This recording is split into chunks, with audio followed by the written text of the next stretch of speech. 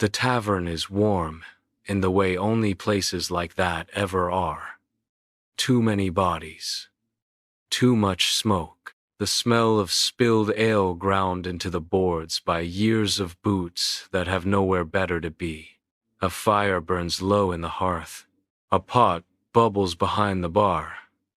Somewhere, a man laughs too loudly and is ignored for it. Isambard the bard sits at a corner table with a chipped mug and a kidney pie he has no intention of sharing. His cloak is damp at the hem. His boots are worn thin enough to remember every mile. He eats like someone who has learned not to rush food when it finally appears. Someone recognizes him. It is always someone. "You," a bored voice says. "You've got stories." The bard does not look up. "I've got a pie," he replies. "And I mean to keep it." A few laughs follow. A few coins clink. "Come on," another voice presses. "Just one." "No," he says. "Stories take time, and I've slept outdoors enough nights to know better than to give them away." A pause. Then a chair scrapes closer. A hand sets silver on the table. More follows. "Not much. Enough." "We'll pay your board," someone says. "And your ale. You can have the loft." Dry straw. The bard stops chewing. He glances toward the door, where the wind presses insistently at the seams. He thinks of the road, of another night with the ground stiff and unforgiving beneath him. He sighs. "Fine," he says, pushing the empty plate aside. "But you won't like this one." Isambard does not begin at once. He sets his mug down first, careful not to spill. He loosens his cloak and lets it fall back from his shoulders, as though removing the road from himself. Only then does he look at the room. He listens, not for silence, for breathing. When he is satisfied that the tavern has settled into itself, he reaches into his pocket and places a single coin on the table. Old, scarred, unremarkable. "For the dead," he says quietly. The words are not a prayer. They are a marker. He turns the coin once, face down, and does not look at it again. "If you want a story that ends kindly," he continues, "drink faster and ask someone else." A pause. "If you want the truth," he says, "then listen." The tavern leans in. Only then does he begin. Isambard draws a slow breath, lets it out, and speaks the story the way it was given to him, factually, and not as those involved wished it to be remembered. "They say the queen loved her son, not the way mothers in songs do, not with soft hands and blind hope. She loved him the way rulers love the future, with fear." The bards never sing this part, because it makes people shift in their chairs. But listen close. The queen had watched men turn monstrous without changing shape. She had watched crowns rot good intentions into certainty. She had watched a beloved king decide who would starve and who would be spared, all while calling it mercy. And when her son came of age, she saw it in him. Not cruelty, not madness, calm, ruthless, without mercy, with a voice that made people listen, eyes that made them yield without knowing why, a presence that invited obedience, like a warm fire invites hands, the kind of man who would never need to raise his voice, the kind of king people would die for and die under, the kind of king who can do terrible things without flinching.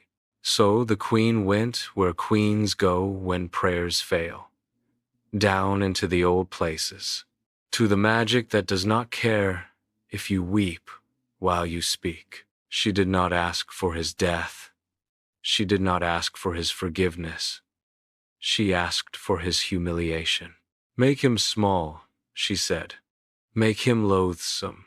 Make him something that cannot be loved easily. Strip him of the face that commands devotion. Strip him of the body that invites desire. Let him live among mud and cold water. Let him be denied. Let him be rejected.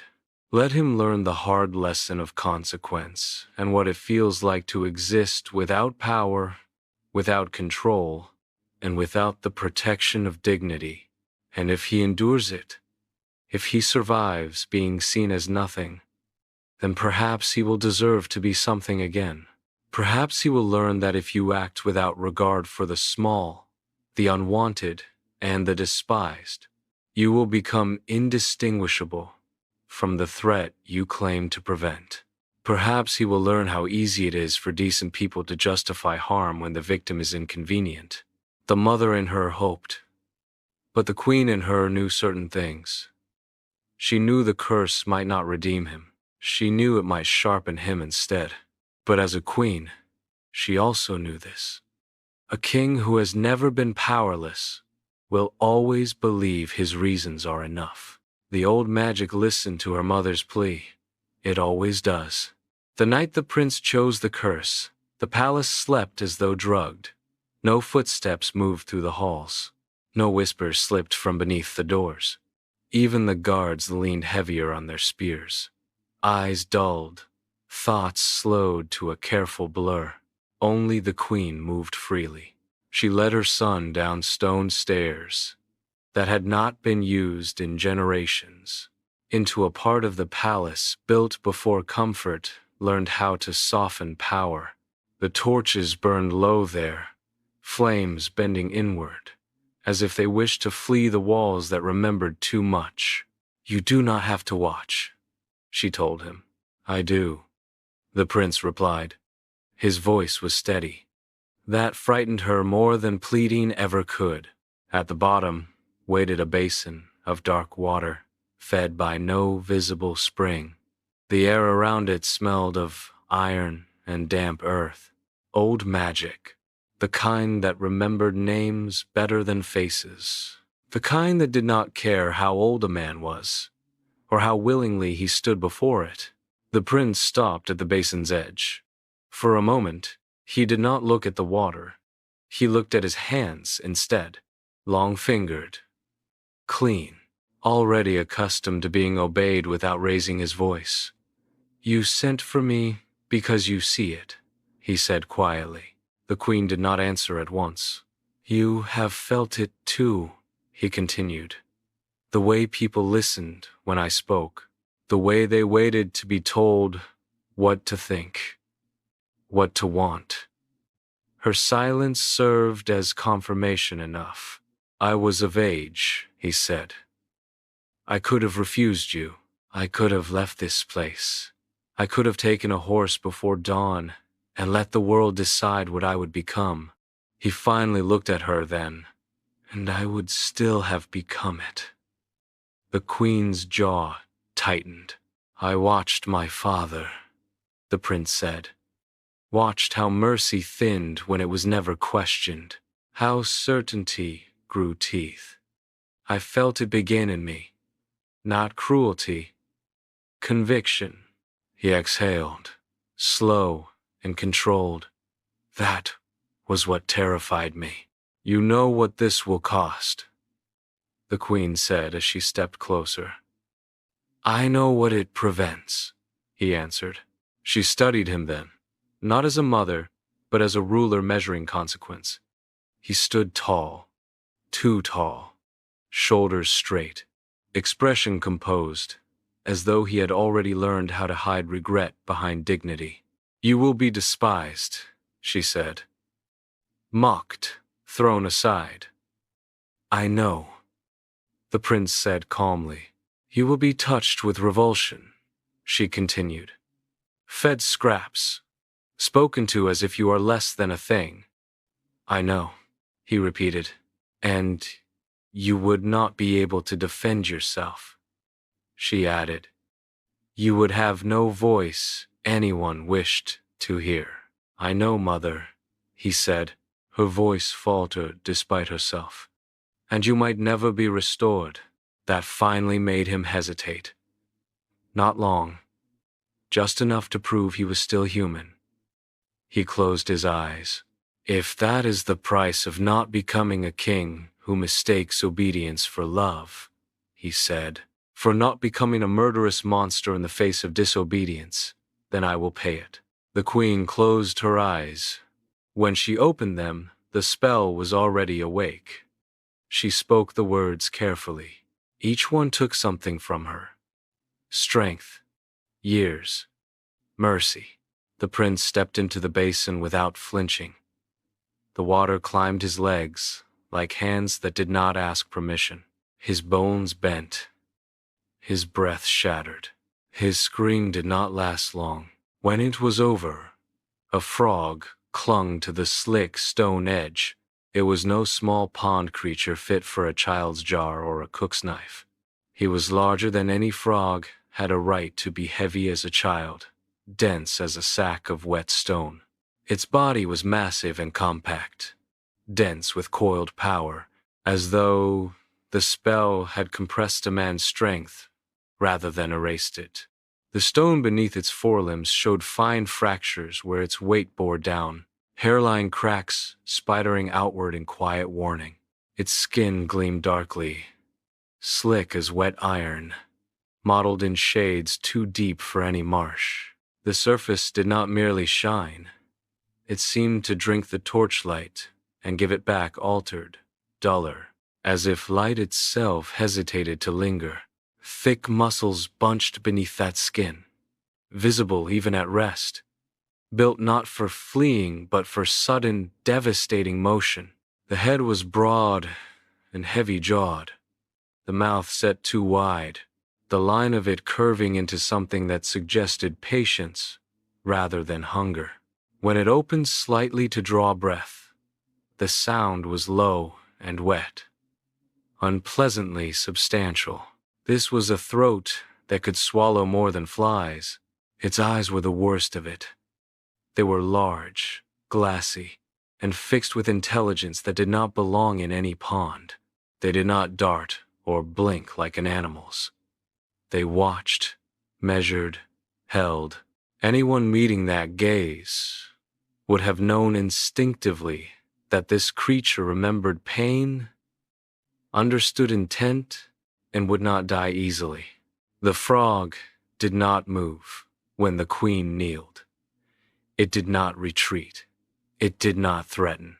It simply remained, anchored to the stone, presence heavy and undeniable, as though daring the world to decide whether it wished to find out what happened when such a thing was truly cornered. This was not a creature meant to be hunted. This was a prince rendered monstrous, his power bound inward, waiting. "Forgive me," she whispered. The frog did not answer. It only turned its gaze toward the dark beyond the palace walls, where someday a girl would recoil and rage and complete what love never could. The guards found him at dawn.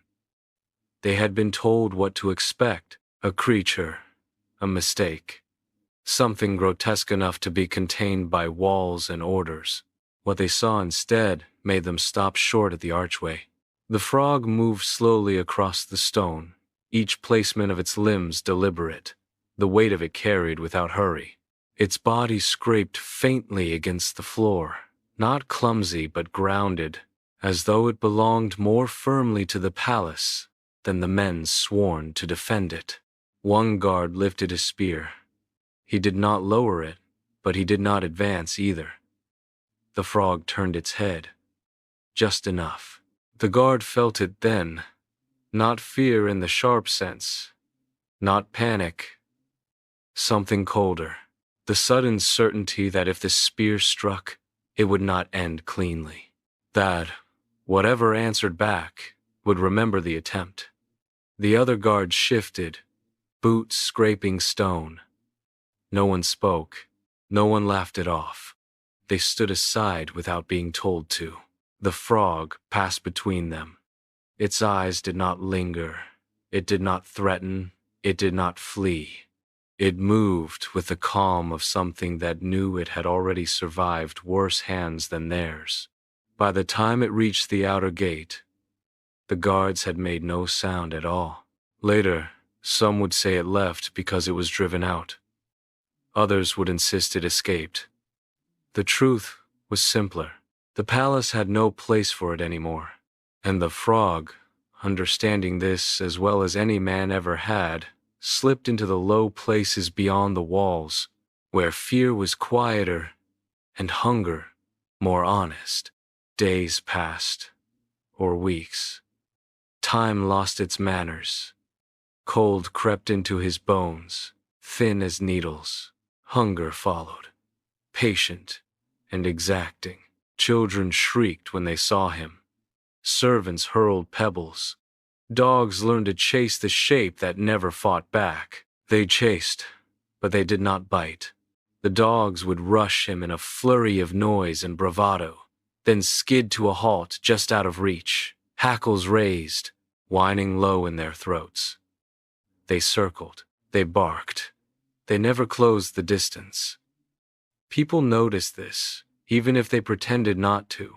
He learned the language of mud, of stillness, of waiting. Fishermen cursed when they spotted him near the banks, crossing themselves before throwing stones. Some aimed to drive him off. None aimed to kill. A few lifted knives meant for cleaning fish, then thought better of it and spat into the water instead.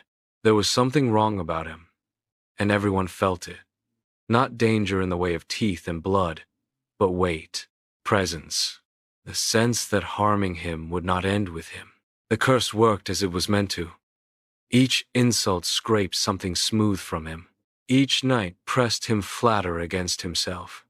He did not answer mockery. He did not bare teeth. He endured. And in enduring he became quiet in a way crowns never allow. When the moon rose, he remembered what he had been and what he had refused to become. He remembered hands that had once reached for him in trust, voices that had softened when he spoke. He clung to that memory like a splinter lodged too deep to remove. This was the price.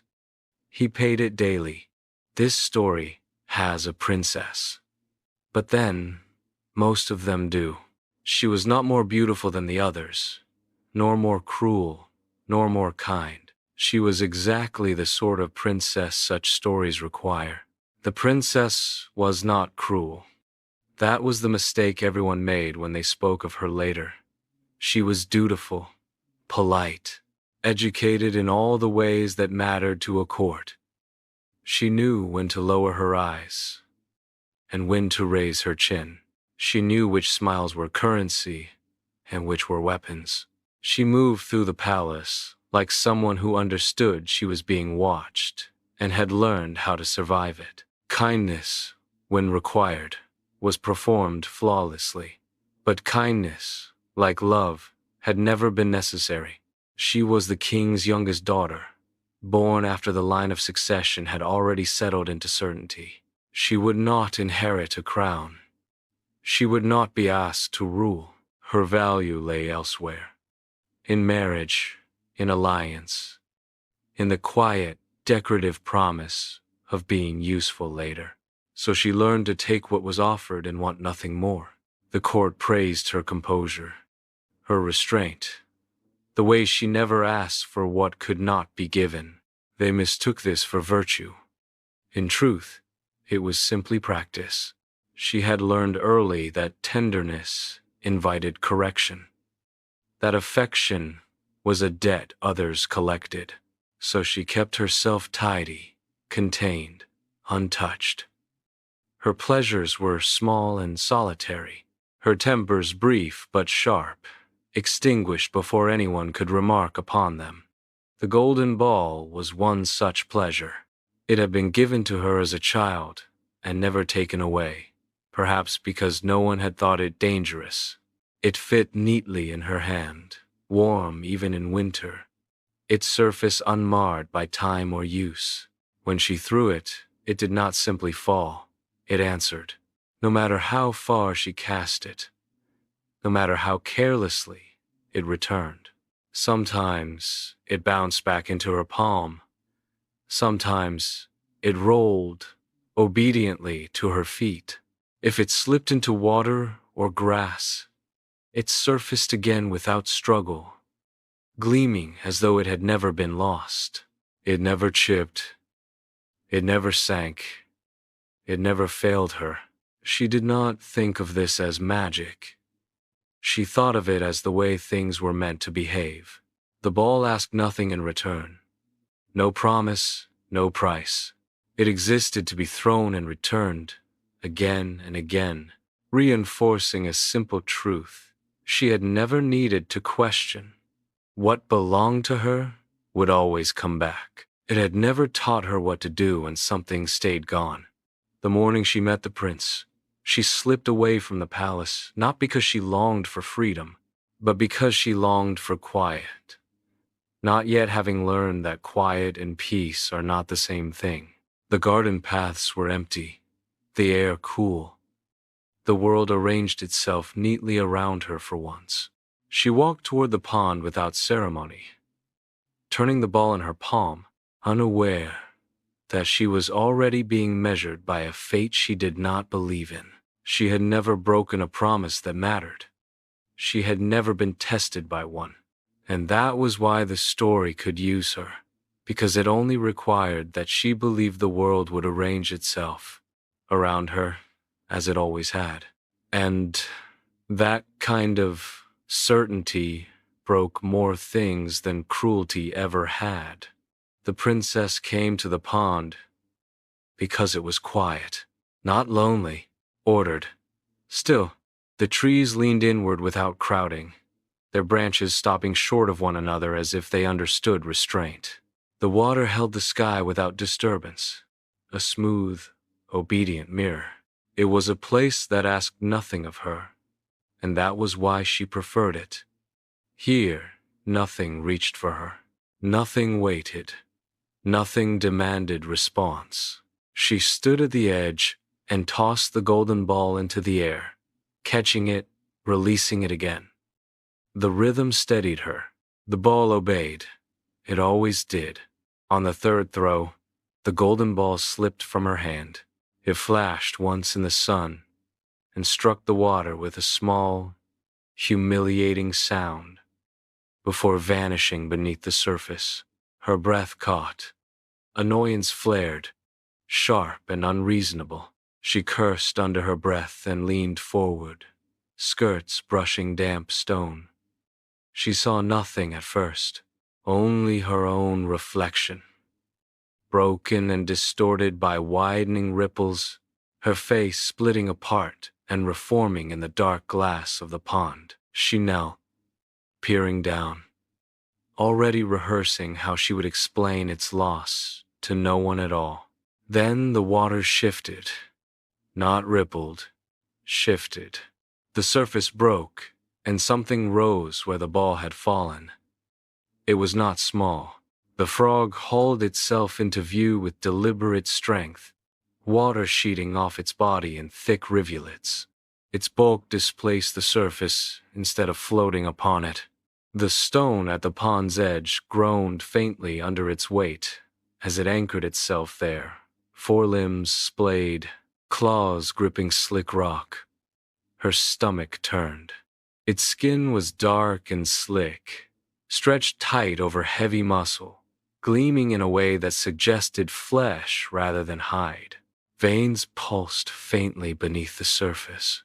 Its hind legs were thick, powerful, built not for hopping but for sudden, crushing motion.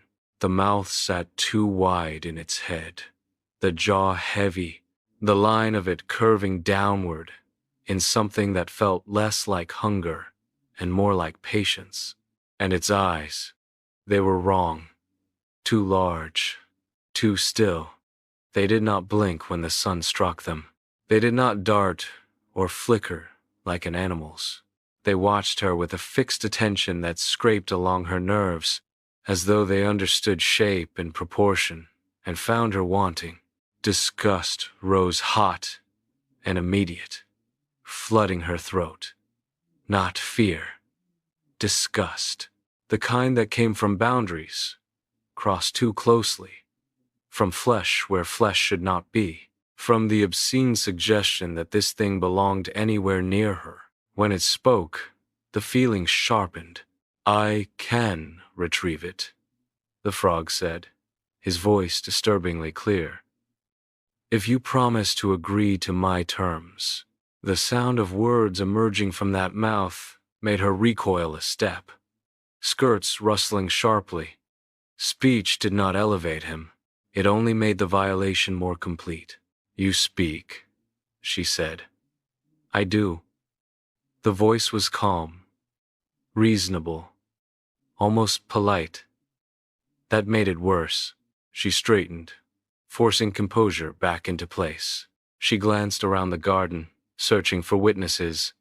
There were none.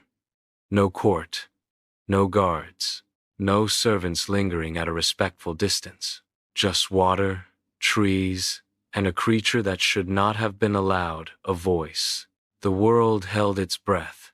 She did not notice. "What terms?" she asked, impatience sliding back into its familiar position, smoothing over discomfort. "That I may eat from your plate," the frog said. "That I may sit near you. That I may sleep where you sleep." Each phrase landed like a fresh offense. Eat from her plate. Sit near her. Sleep. Her stomach clenched. She imagined the texture of that slick body against linen, the smell of pond water carried indoors, the obscene intimacy of proximity. It was not danger she felt, but contamination. Her mouth twisted. The request was absurd, improper, offensive in ways she did not bother to name, because naming them would grant them weight. She laughed short, sharp, and dismissive. "Yes," she said. "Yes, of course. Just fetch the ball." The words came easily, too easily, and even as they left her mouth, some quiet part of her recognized the carelessness with which she had spoken them and felt, unexpectedly, the faint pressure of a promise she did not intend to keep. The frog dipped beneath the surface. When he returned, the golden ball gleamed in his mouth, untouched by water or weed. He placed it at her feet with care, setting it precisely where she would have wanted it, as though he understood order. She snatched it up. She did not thank him. She turned away, already folding the moment into something smaller, something manageable. She told herself the agreement had never been real enough to matter. And the pond, once quiet, did not correct her. The princess forgot him before she reached the palace gate. Not all at once. Not deliberately. The forgetting came in layers. The memory thinned as her steps carried her farther from the pond, as the path widened beneath her feet, as the world resumed its proper scale. The golden ball warmed in her palm, familiar and obedient. Its weight steadied her. It had always returned to her. It always would. The small disruption at the water's edge folded itself neatly away, and the day resumed its proper shape. She did not hurry. There was no need. She told herself the agreement had been a courtesy, nothing more. A careless exchange spoken to pass a moment of inconvenience. Words offered to a creature who could not reasonably be expected to understand them as binding. Such words did not count. They were not meant to. Creatures did not dine at tables. Creatures did not sleep in beds. Creatures did not make claims. That was not cruelty. It was distinction, and she had given nothing away that mattered.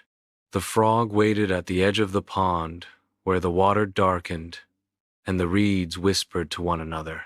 The sun shifted overhead. Insects traced their brief, frantic lives across the surface. The air cooled. The light thinned. He did not call after her. He did not rage. He did not pursue. He understood waiting, When she did not return, he felt it not as pain, not as surprise, but as a quiet settling, like stone finding its place. He could have followed her. His body, monstrous as it was, still held strength enough to leave marks in the mud that would not fade easily. He could have forced her to remember words spoken, promises shaped by her own mouth. He did none of it. Restraint had always been the point. This was why he had chosen the curse, to learn what remained of him when denied, when diminished, when rendered small enough to be overlooked, to see whether power still bent toward him even when he refused to reach for it. So he remained where he was. The truth revealed itself without ceremony. Deep within him, the curse stirred not with anger, but with recognition. This was the shape of things as they truly were. This was the moment it had been made to answer. By the time the palace rose before her, white and orderly against the sky, she had already arranged the truth into something neat and livable. The frog had spoken. Yes, but speech alone did not grant standing. A voice emerging from a wrong body did not elevate it. It only emphasized the error. He had asked for what could not reasonably be granted. She had not refused him. She had simply moved on. This, she believed, was not betrayal. It was order reasserting itself. The pond belonged to the low places. The palace belonged to her. What belonged to one did not follow into the other. That was how the world remained intact. As she passed beneath the archway, the stone cool and familiar beneath her hand, the frog was already behind her in every way that counted. And far below the palace floors, where old stone remembered older rules, magic shifted and took notice, not because a promise had been broken in malice, but because it had been broken in certainty, the most reliable kind. That evening, as the court sat at the dinner tables, the knock came as the princess lifted her cup. It was not loud. It did not demand attention. It repeated itself. Dump. Patient. Wrong. The sound carried oddly through the hall, too soft to belong to the great doors, and too deliberate to be ignored. It did not echo. It settled. She frowned, irritation stirring. Who knocks so late? No one answered. The knock came again. Servants froze mid-step. A cup tipped, corrected, then set down too carefully. Conversation thinned, stretched, and died. The knock came again, wet against wood. Open, said a voice from below. Not raised, not urgent. Certain. The king looked up from the table, his expression sharpening. He did not startle. He did not question. He studied the doors as though weighing a known quantity. He gestured once. A servant crossed the hall. Each step sounded too loud, too final. The doors were pulled wide. The frog sat upon the threshold. Mud darkened the stone beneath him. Water beaded along his back and gathered at the hem of the carpet, soaking into the fine weave without apology. He did not bow. He did not hesitate. He did not wait to be invited. I have come for what was promised, he said. The voice carried, calm, measured, unmistakably human. The princess's breath hitched. No, she said at once, the word escaping before thought could temper it. This is absurd. He cannot be serious. Her face drained of warmth. She laughed once, thin and strained. It is only a frog, she protested, but her voice wavered on the last word. The frog did not look at her. His gaze remained fixed on the king. A word was given, he said calmly. At the pond, silence spread across the hall, heavy and complete. No one moved to fill it. No one dared. Servants lowered their eyes. Courtiers stared too intently at their plates. Everyone waited to see which world would be upheld. The king rose. He did not look at his daughter. "A promise binds," he said. "It binds whether it was spoken lightly or not at all. You will honor it." She stared at him, disbelief breaking into something sharper. "Father, you will honor it," he repeated. The frog crossed the threshold. The sound of his body moving across the stone was wrong for a dining hall.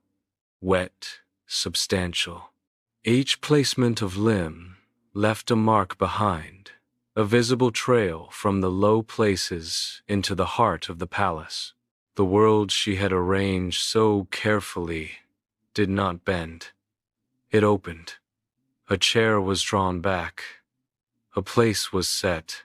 The frog was seated at the table beside her, close enough that she could smell the pond clinging to him, the damp earth, the faint metallic note beneath it all. He ate slowly, deliberately, using the utensils without comment or apology. He spoke little, but his eyes followed her with an attention that felt like pressure rather than hunger. Not desire, not accusation, assessment. Each moment stretched, each breath thickened. She felt herself measured, not as prey, but as a judge measures a sentence already passed. This was not how things worked. Creatures did not enter this space. Words spoken in passing did not reach this far. Disgust did not seat itself at a royal table and remain. And yet here he was, not demanding kindness, not pleading for mercy, simply present. The king sat, the court followed, and with that, the rules she had relied upon since childhood failed her all at once. Deep beneath the palace stones, old magic leaned closer, listening not to outrage, not to protest, but to the sound of order being enforced. At the table, the frog ate as though he had learned patience the hard way. He did not leap. He did not scramble. He remained still, as though movement required permission the room had not yet granted. When food was placed before him, he waited until it was properly set. He took what was offered and nothing more. Each movement was precise, deliberate, quietly infuriating. The scrape of his body against the polished wood raised the hairs along the princess's arms. The wood creaked faintly beneath his weight, a sound too small to justify the attention it drew, and yet impossible to ignore. The table had been built to hold silver and porcelain, not something dense and living and wrong. She could feel him there without looking. When she did look, his eyes met hers calmly, unblinking, as if he were measuring something she had not agreed to offer. She felt it first in her shoulders. The tightening, the subtle lift of muscle meant to brace against impact that never came. The frog ate carefully, not greedily, not messily. He used the edge of his mouth with disturbing precision, taking each bite as though it were being observed and judged. He chewed. He swallowed. He wiped his mouth with the cloth provided, leaving behind a faint, damp mark that refused to disappear, no matter how the light shifted. She looked away.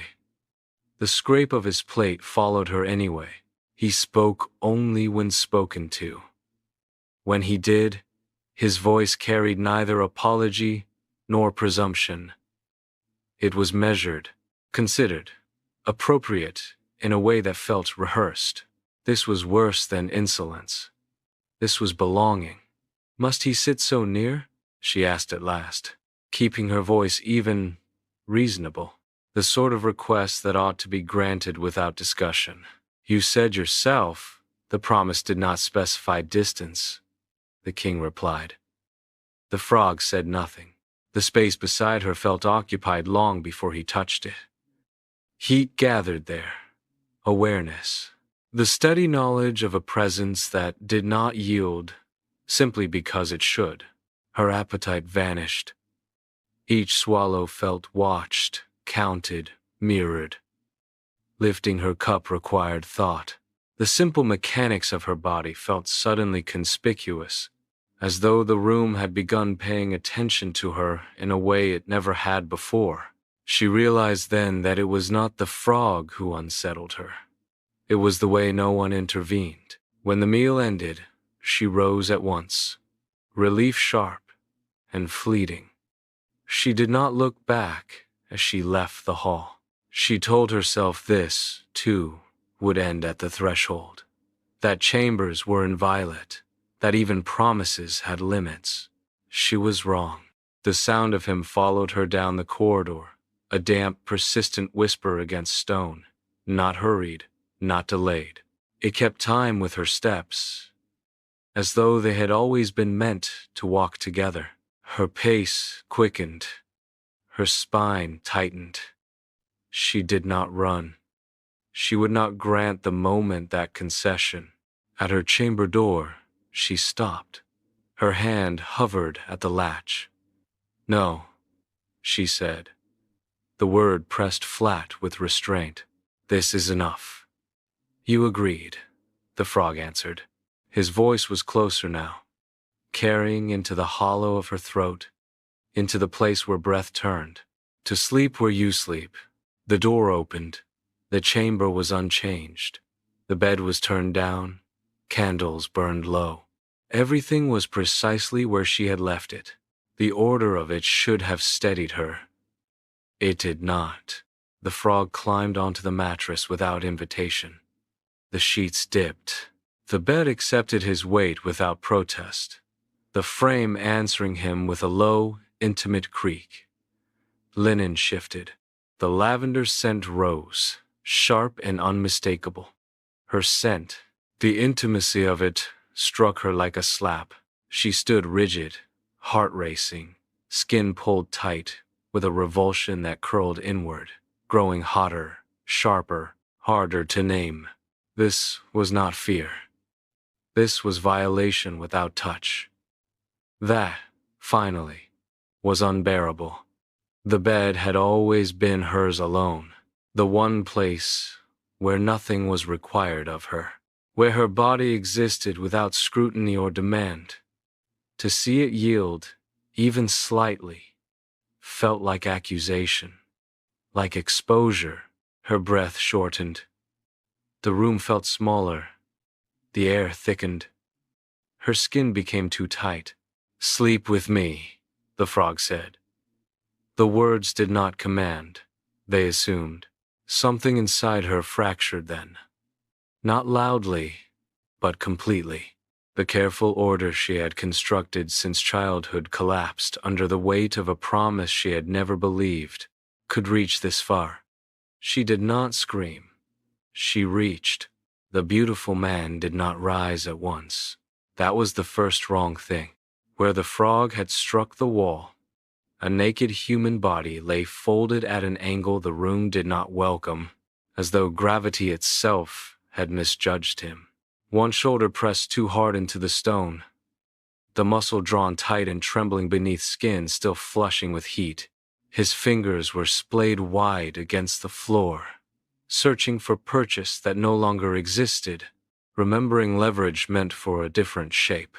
His breath dragged in, shallow, uneven pulls, each one taken by force rather than instinct, as though breathing were a skill his body had misplaced.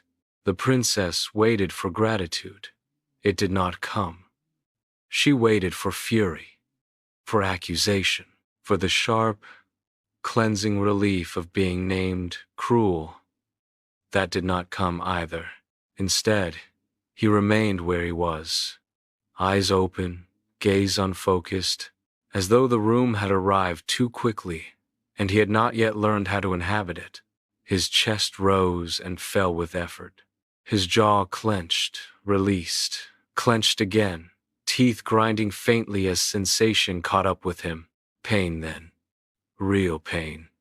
She had not imagined that part. The frog had endured hunger and cold and contempt with a body built for it. This body had not returned too quickly. It remembered everything it had once been spared. Weight pressed down into joints unprepared for it. Skin burned where it had not existed before. Stretched tight over muscle that had forgotten friction and fabric. Breath scraped along lungs that suddenly remembered how deep they could go and how much it hurt to do so.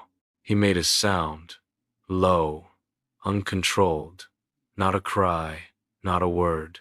A noise torn loose from somewhere beneath dignity, dragged out by the sheer effort of existing again. The princess stepped back. She understood then, with sudden and terrible clarity, that this was not a restoration. It was a reckoning. The curse had not ended. It had simply reached its final shape. Slowly, carefully, he pushed himself upright, testing the weight of himself, the reach of his limbs, the steadiness of his balance. Each movement was deliberate, measured, as though his body were a newly acquired instrument that could not yet be trusted. Muscle trembled under strain. Breath shuddered, then steadied. When he finally lifted his head, his eyes found her. There was no hunger in his gaze. They did not soften. They did not harden. They recognized. "You threw me," he said quietly, as though confirming a fact already settled. His voice was deeper than the frog's had been. Quieter. It carried the echo of endurance rather than command, a voice shaped by long restraint rather than expectation of obedience. She wrapped her arms around herself, suddenly aware of her bare feet against the cold stone, of the thinness of her nightdress, of the way the room no longer belonged to her alone. She said nothing. "You did not hesitate." "No," she managed. He nodded once. "That is why it worked." The words landed heavier than any accusation could have. He did not thank her. He did not forgive her. He did not name her act as kindness. That, somehow, was worse. With visible effort, he stood. Every movement remained controlled, deliberate, as though he expected the body to betray him if rushed. When he finally straightened, he was taller than she had expected. Beautiful, unmistakably so, in the way of things shaped for admiration and authority alike. Not imposing, simply present. Human presence filled the chamber too completely. The bed, the walls, her breath. She realized then what had made this worse. As a frog, he had been contained by her revulsion. As a man, he was no longer protected by it. He carried memory in his body now. The cold stone, the violent arc of flight, the moment of impact, the endurance that had earned him this form. Nothing had been erased. Nothing softened. The curse had not stripped him of what he was becoming. It had taught him restraint. He looked at her once more, holding the silence long enough for it to bruise. "You have returned me," he said. "And in doing so, you have bound yourself to the truth of me." Her throat tightened. This was not salvation. This was consequence, standing upright and breathing in her chamber. And somewhere beneath the palace, the old magic listened not with satisfaction now, but with interest. The king arrived before dawn. He took in the chamber with practiced speed, with a ruler's eye trained to read disorder as information. The fractured air, the remnants of magic still clinging to stone, a naked man standing too still near the wall, where no man should have been. A man he recognized. A man he had heard rumors about. The princess stood apart, pale and drawn, her hands clenched as though they no longer trusted themselves to open. Her posture betrayed nothing, but her eyes did not leave the floor. Understanding settled like dust. The king asked no questions.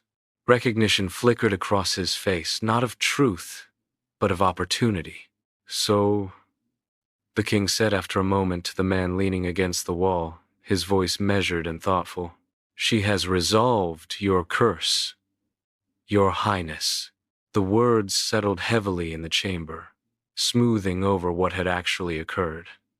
Resolution implied neatness, finality, the absence of cost. His words suggested obligation, suggested an ending that did not require inspection. The man inclined his head, not in submission. He did not correct the king. The king turned to his daughter. "You have done what was required." It was not praise. It was an assessment. She did not respond. Servants were summoned at once. The machinery of the court stirred awake before the sun cleared the towers. Messengers were dispatched with sealed instructions. By midday, the palace knew what it was meant to know. A prince restored, a curse broken, a union secured. The story spread faster than truth ever could. The princess stood where she was placed. She spoke when prompted. She answered when addressed.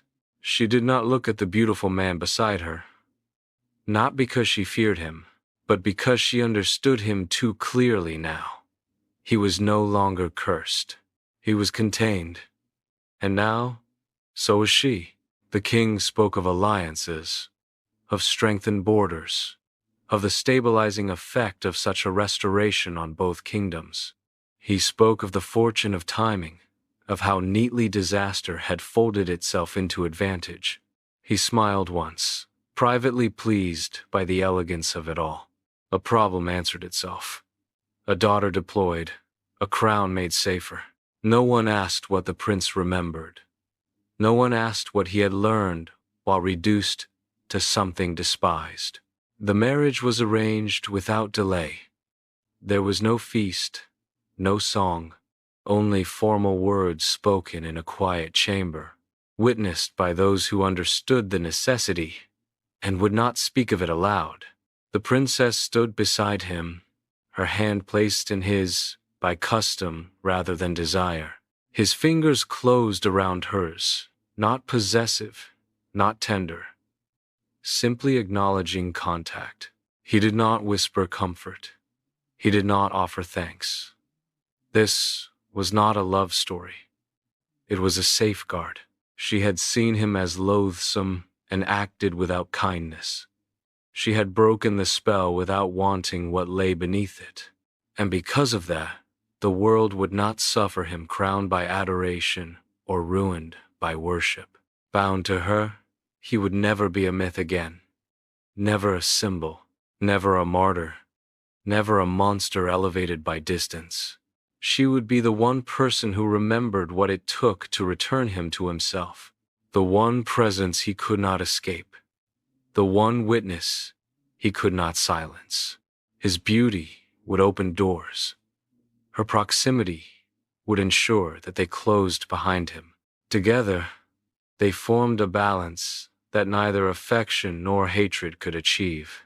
When it was done, the king departed, satisfied, already turning his thoughts elsewhere to other issues within his kingdom.